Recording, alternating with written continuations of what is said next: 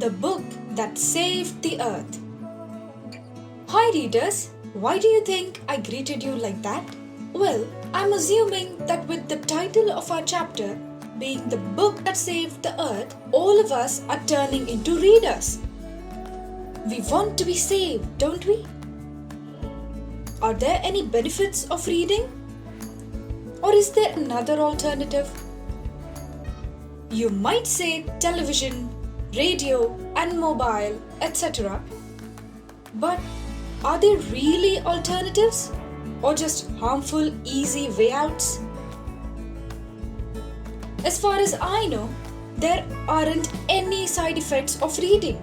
You can read anytime, any day, and most of the books aren't that expensive as compared to some gadgets. You know the famous novelist George R.R. Martin, whose books have been adapted into the famous TV series Game of Thrones, once said, "A reader lives 1,000 lives before he dies. The man who never reads only lives once." Do you agree with him? Why or why not? Now, in this chapter, which book do you think saved the earth? Any guesses? Let's find out. Before we start, what is the difference between other chapters in the book and this one? Yes, this one is in the form of a play. The chapter begins with the introduction of a few characters. What is interesting is that it is set in the 25th century. What do you reckon that's like? How much has the world changed? The play opens in the Museum of Ancient History, department of the 20th century on the planet Earth. When the curtain opens and the spotlight falls on a table on the right, a historian is sitting there. Who is a historian? Mother Goose is a well-known book of nursery rhymes in English. Do you think such a book can save planet Earth from a Martian invasion? Read the play to find out. The historian welcomes everyone to the Museum of Ancient History. She starts explaining about the 20th century that was known as the era of books. It was so because there were many books published during that time on diverse subjects like Zulu and anteaters. The books helped in solving many questions that were faced by the people. The historian talks about other unbelievable things, but the most absurd would be that it was a book that saved Earth from an alien invasion. At present, when people talk about it, they tell their children that nothing like this has ever happened because the book was not based on rockets, missiles, or anything else. To prove what she meant, she turns on the projector and urges the audience to look at what happened that day. The spotlight then moves to Think Tank. He is the Martian alien. He looks like a big balloon and has an egg-shaped head. He wears clothes decorated with stars and circles. Who does Think Tank resemble? Any guesses? Pay attention because we will find out soon. He was the leader of the Martian people. You can say he was brains, someone who would make decisions for the people. As we read the story, we see how the name is ironic to the character.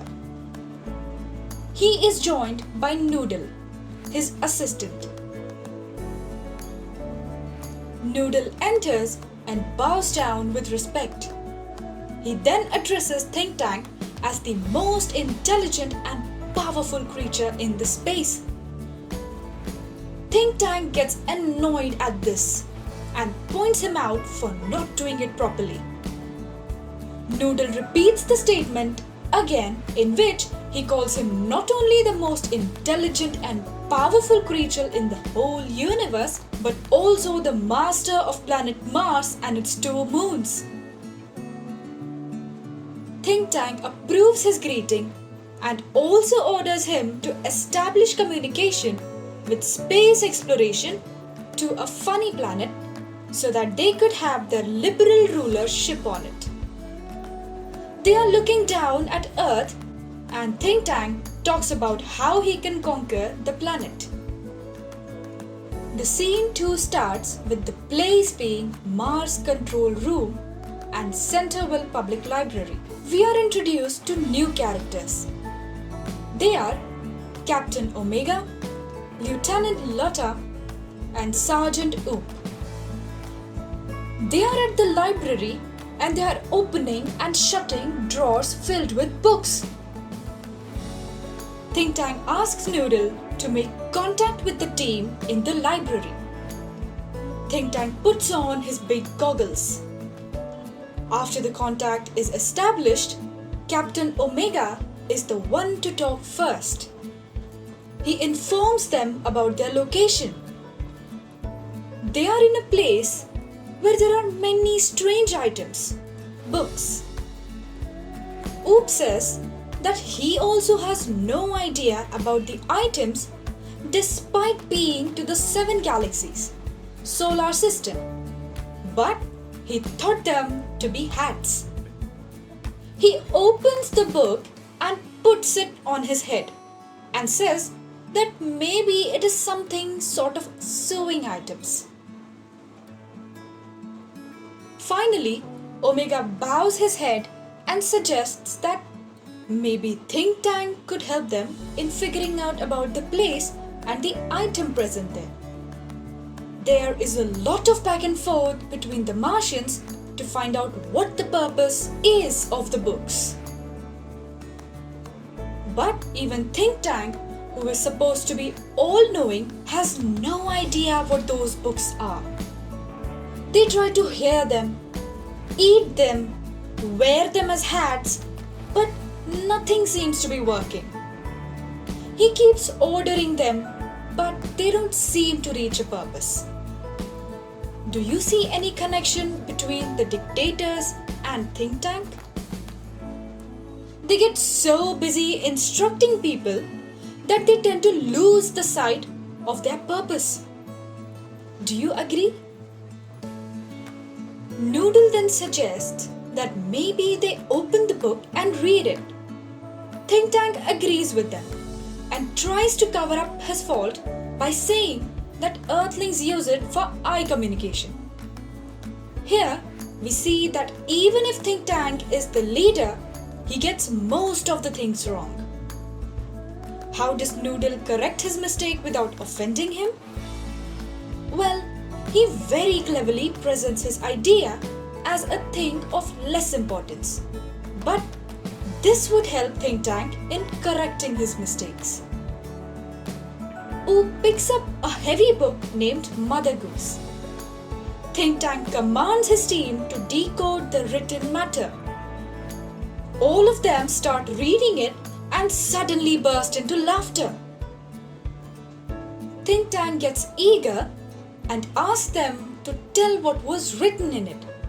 So they recite a poem which describes about a woman who grows cockle shells, silver bells, and pretty maids in her garden. All laugh at how could anyone grow maids in the garden. But Think Tank gets tensed and asks them to stop being careless. He says that they should not forget that it is a serious discovery.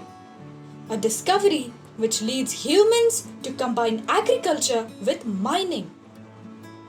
It was an impossible thing to grow metals in the garden, as they are the natural resources which can never be cultivated with such an ease.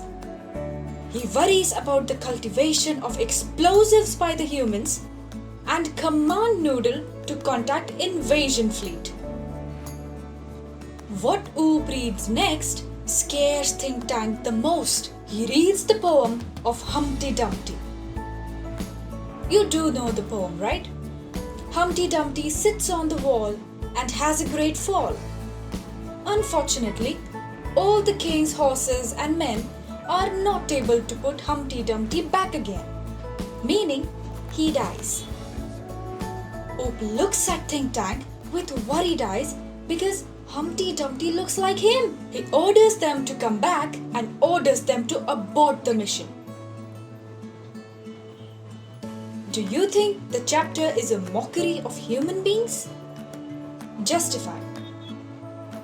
How is irony made use of to tell us about the follies of humans? No matter the century, no matter the age, books will always save us.